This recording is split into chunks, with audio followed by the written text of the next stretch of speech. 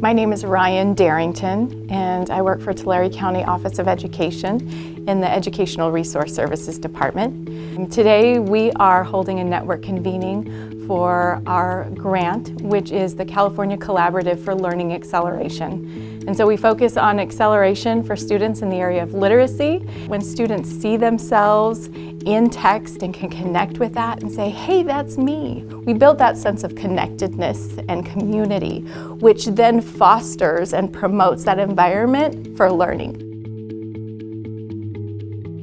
There's a deep body of research that shares students that receive SEL alongside academics increase their academic success by 11%. So what can schools and teachers do? They can provide that space and that sense of belonging. They can offer encouraging words to students along the way. Instead of doing intervention where we're just filling holes, help create the bridges by looking at the assets base that students bring into the classroom.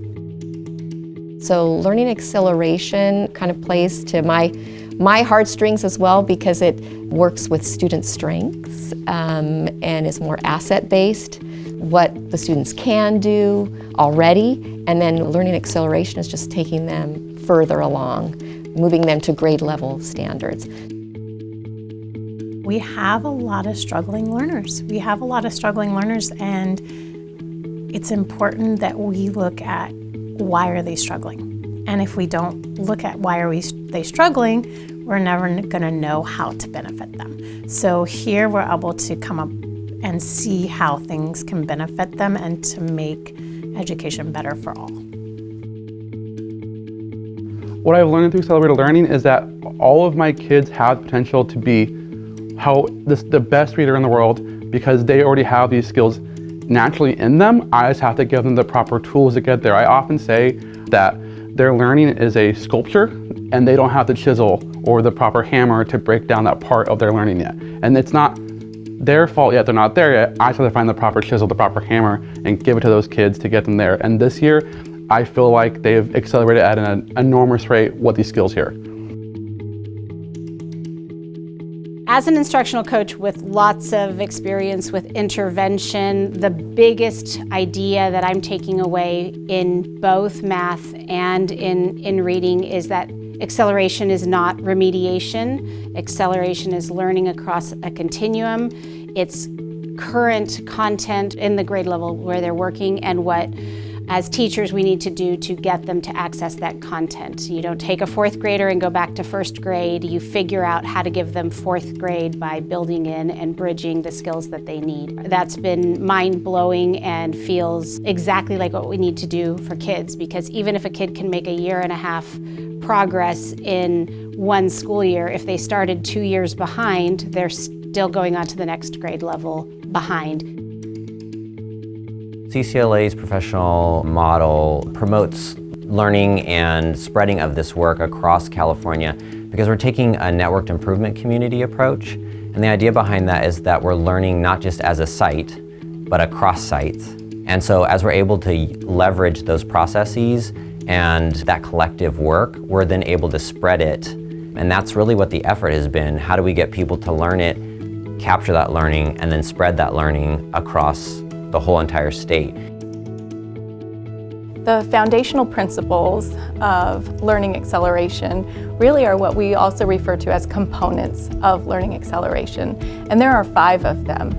The first one being priority content. And that means really considering what are we focused on? What are those standards that the framework and that our state requires? The next one is evidence-based strategies. So what are those strategies that come from research that really say are powerful in accelerating learning for literacy? And those we derive from the Institute of Educational Sciences as well as from the National Reading Panel reports. And so we really lean on their expertise and their research to pull those strategies. And the final 3 have to do with the environment and culture that we build in our classrooms around the learning, which is SEL or social emotional learning, UDL, Universal Design for Learning, and CSP, Cultural Sustaining Pedagogy. I think often when we get an intervention mindset in our classrooms, it becomes this is a problem, we have to fix it, this kid is this level, this is what they're capable of, we have to get them out of that level. But really what we should be looking at is where do we want our kids to be going forward, and how can we get them there, and what skills do they have to help us get there faster. I love how Dr. Nikki Newton puts it. She says everybody's invited to the party.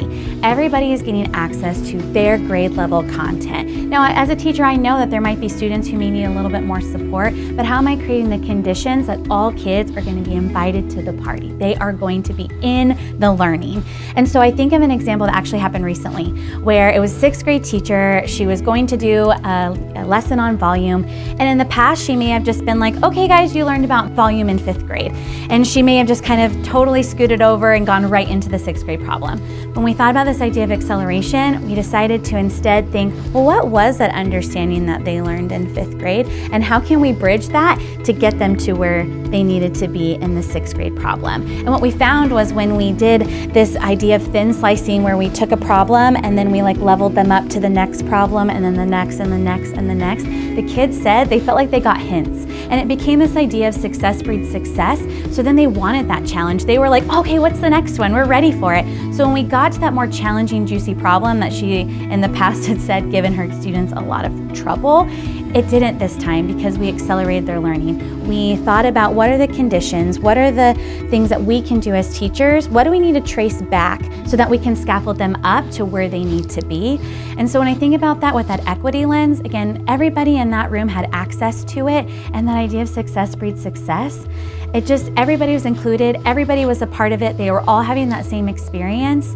And to me, that's just really where we need to move and head in education. How are we just giving everybody the opportunity to be invited to the party? Everybody's involved.